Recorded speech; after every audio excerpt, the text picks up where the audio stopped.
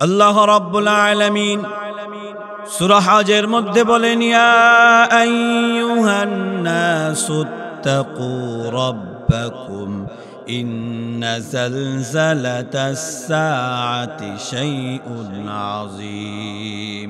হে মানুষ, আল্লাহকে ভয় করো, নিশ্চয় কিয়ামতের কম্পন এক ভয়ঙ্কর ব্যাপার।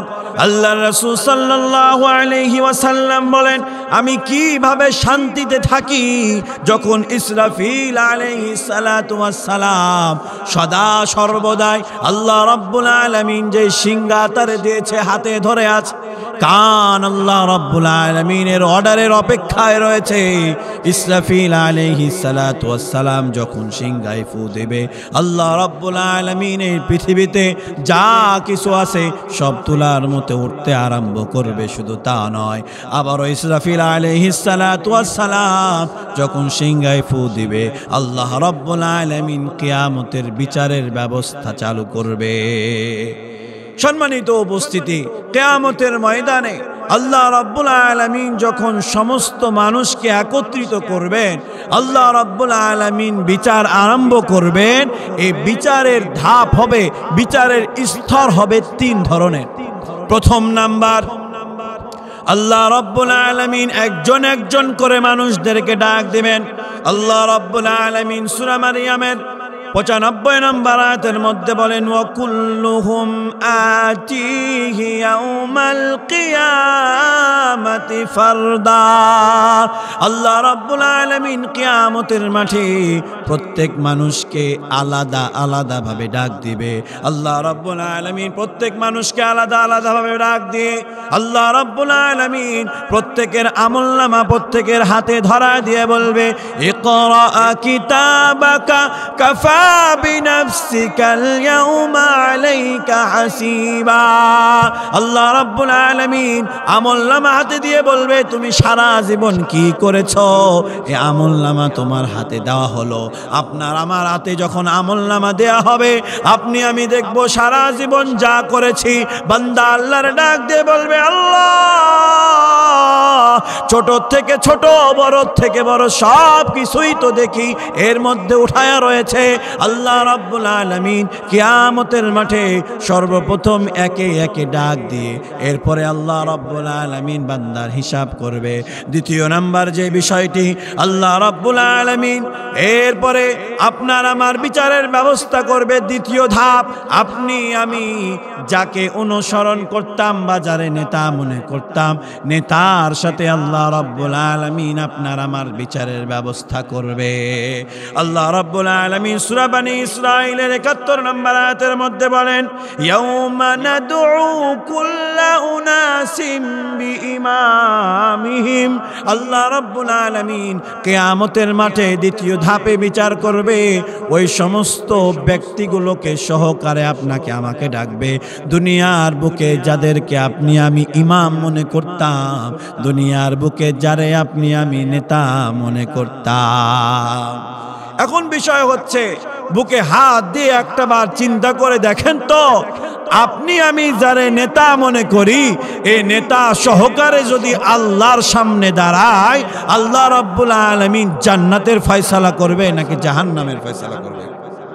আল্লাহ রাব্বুল আলামিনের পয়গম্বর বুখারী শরীফের 6170 নম্বর হাদিস, আল্লাহর রাসূল সাল্লাল্লাহু আলাইহি ওয়াসাল্লাম বলেন, আল মারউ মা'a মান আহাব্বা। যে ব্যক্তি যাকে মহব্বত করবে, যে ব্যক্তি যাকে অনুসরণ করবে, কিয়ামতের মাঠে আল্লাহ তার সাথে তারে দাঁড় করাবে। আপনি আমি কাকে অনুসরণ করি, আপনি আমি যারে অনুসরণ করি, তার সাথে আল্লাহ রাব্বুল আলামিন আপনাকে আমাকে দাঁড় করাবে। কোন মুসলমান বলতে পারে না আমার আদর্শ অমুক ব্যক্তি, আমি অমুকের আদর্শ অনুপাতে নিজের জীবন পরিচালনা করি। দুঃখের পরিতাপের বিষয়, মুসলমান হয়ে মুসলমানের ঘরে জন্ম নিয়ে উঁচু গলায় বলে যে আমি অমুকের আদর্শ নিজের বুকে লালন করি, আরো দুঃখ আর পরিতাপের বিষয়, বুক ফেটে গিয়েছে একটা ভিডিও দেখে। কিছুদিন আগে একজন দলের কর্মী মৃত্যুবরণ করছে, এই সময় দলের স্লোগান দিতে দিতে মারা যাচ্ছে আর বলছে আমার শেষ বাক্যটা যেন দলের স্লোগান হয়। নাউজুবিল্লাহি মিন যালিক। একজন মানুষের আদর্শ, একজন মানুষের দল দুনিয়ামুখী হতে পারে না।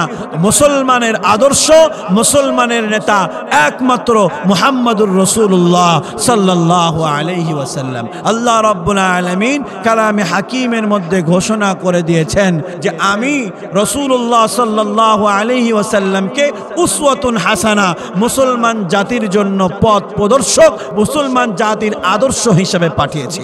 আপনি আমি অন্য কাউকে, অন্য কোনো ব্যক্তিকে যদি আদর্শ মনে করি, আল্লাহ রাব্বুল আলামিন বলেন ইয়াউমা নাদউ কুল্লা উনাসিম বিইমামিহিম, ইমাম সহকারে, নেতা সহকারে আপনাকে আমাকে দাঁড় করানো হবে। আল্লাহ রাব্বুল আলামিন কালামে হাকিমের মধ্যে বলেন নেতা সহ যখন আপনি আমি দাঁড় হব, আল্লাহ রাব্বুল আলামিন ওই নেতা সহ যখন আপনি আমি দাঁড় হব, আল্লাহ রাব্বুল আলামিনের সামনে বান্দা ডাক দিয়ে বলবে রব্বানা আতিহিম দিআফাইন মিনাল আযাব ওয়ালআনহুম লানান কাবীরা। ওই ব্যক্তি তখন দেখবে নেতা আমারে যে পথে পরিচালনা করেছে পথ ভুল ছিল, আল্লাহ রাব্বুল আলামিনের কাছে দোয়া করবে আল্লাহ আমার নেতার কারণে আমি পথ হারা হয়েছি, আমার নেতারে, আমার অভিভাবকরে তুমি দিআফাইনি মিনাল আযাব, দ্বিগুণ শাস্তি দান করো। এরপর আল্লাহ রাব্বুল আলামিন তৃতীয় নাম্বার দলবদ্ধভাবে বিচারের কার্যক্রম চালাবে।